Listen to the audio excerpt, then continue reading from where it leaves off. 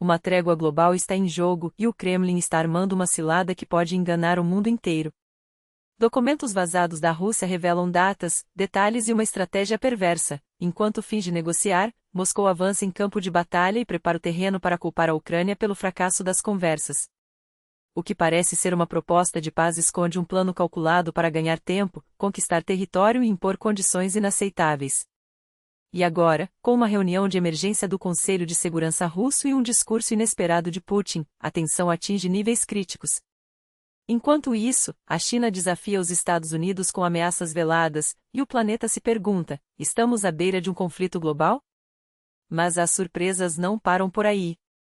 Fontes próximas ao Kremlin vazaram um nome que pode mudar o futuro da Rússia. A sucessora de Putin já estaria escolhida, e não é quem você imagina.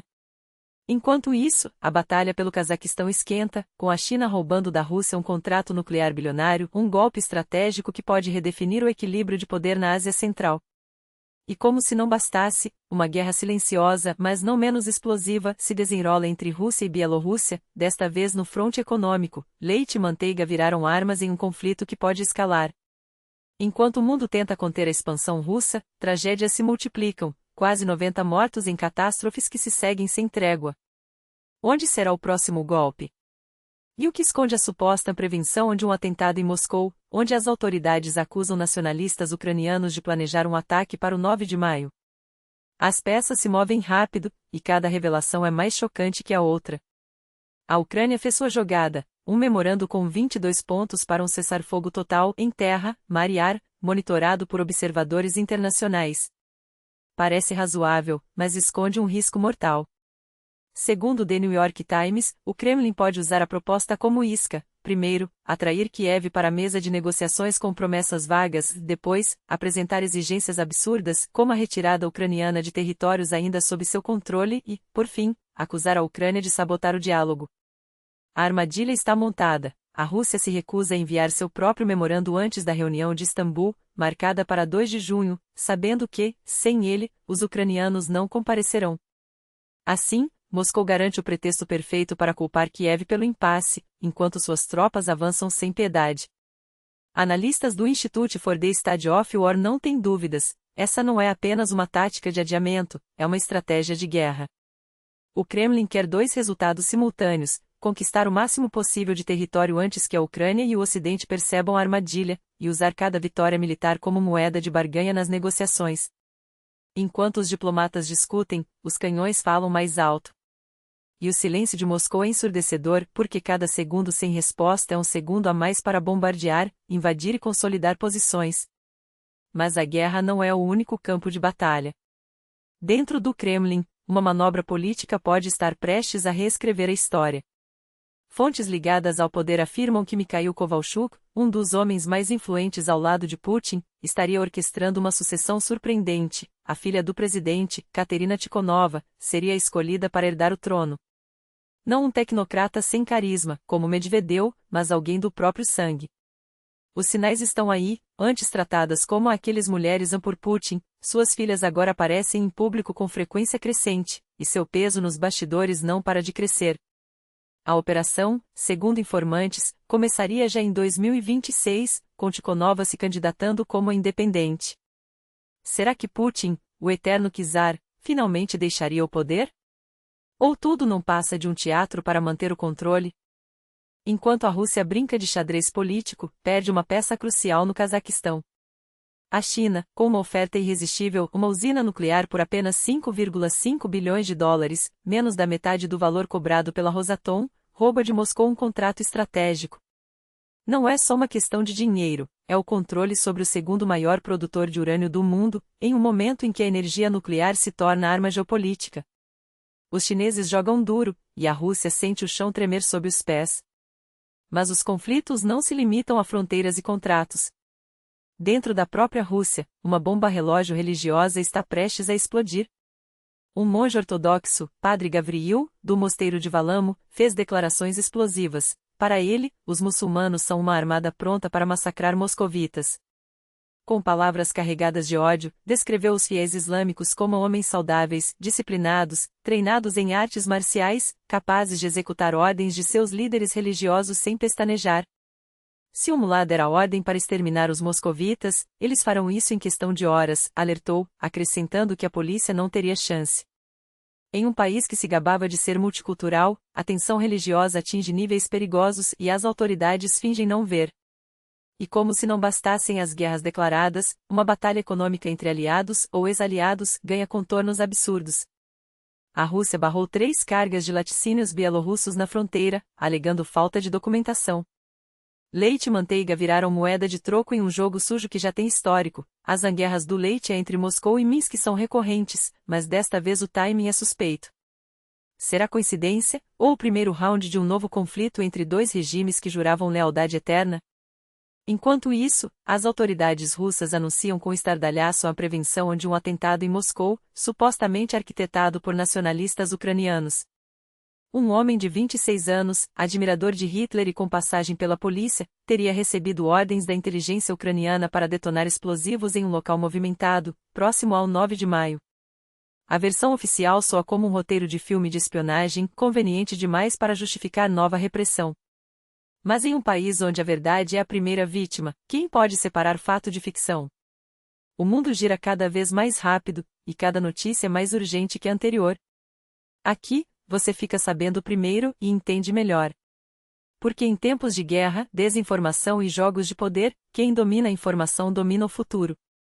E o futuro está sendo escrito agora, em frente aos nossos olhos. O padrão se repete e a farsa se desmascara. Primeiro, Kaliningrado, um suposto atentado contra o desfile da Vitória, com promessas de $205 mil e a mesma narrativa de sempre, por ordem da Ucrânia. Depois, o Conselho de Segurança russo convocado às pressas, com Putin reunindo seus generais sob o pretexto risível de questões de saúde pública. Será que alguém acredita que um regime em guerra emergencial discute remédios em reuniões secretas, sem fotos, sem listas de participantes, sem uma única palavra clara? Soberanidade e segurança através de Lekarstven Preparat, a desculpa é tão frágil quanto o roteiro que tentam nos vender. Eis a confissão involuntária do próprio Kremlin, em condições atuais, não é uma questão trivial.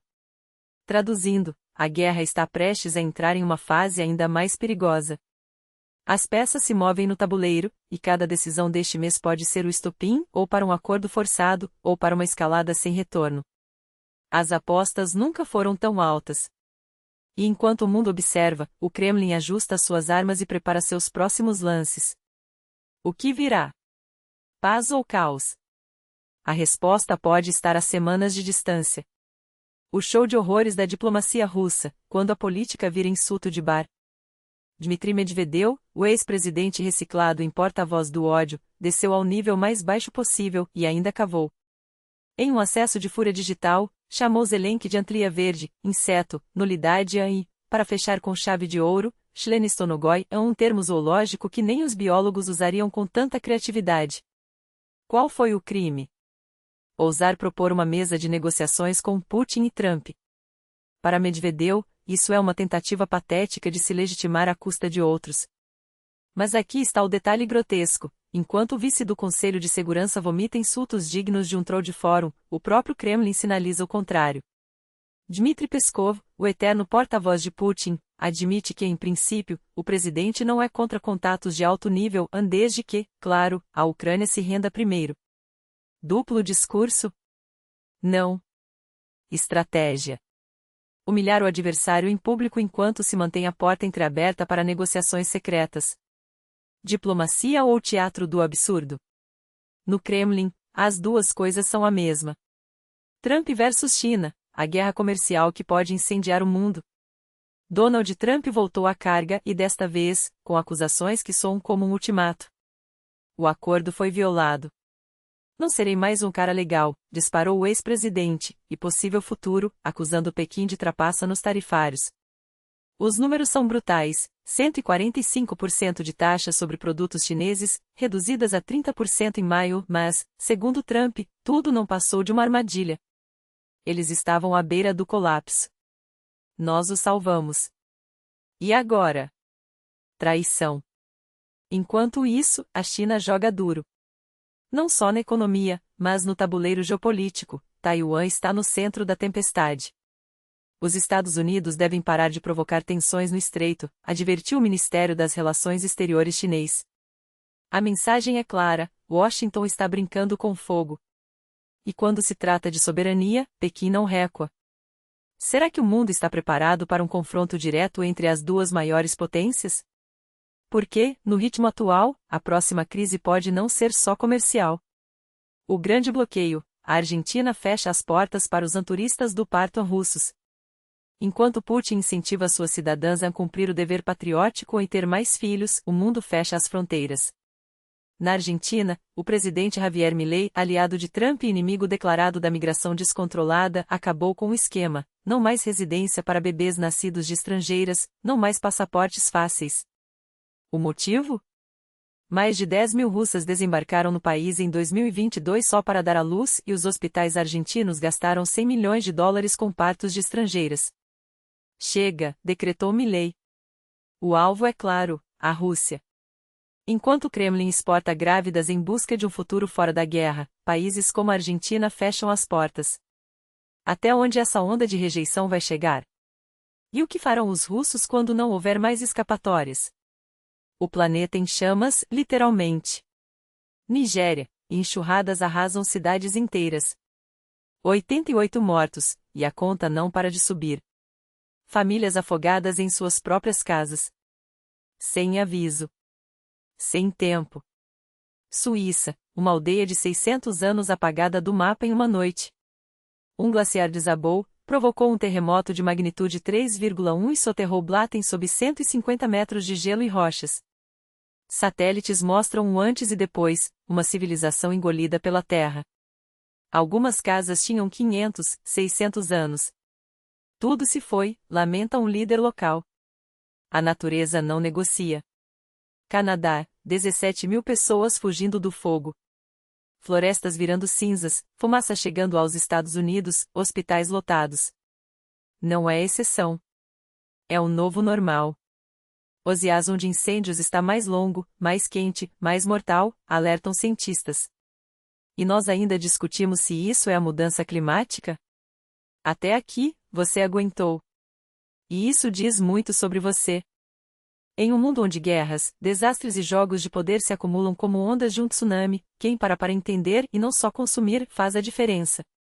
Cada like, cada compartilhamento, cada comentário amplifica a verdade em meio ao ruído.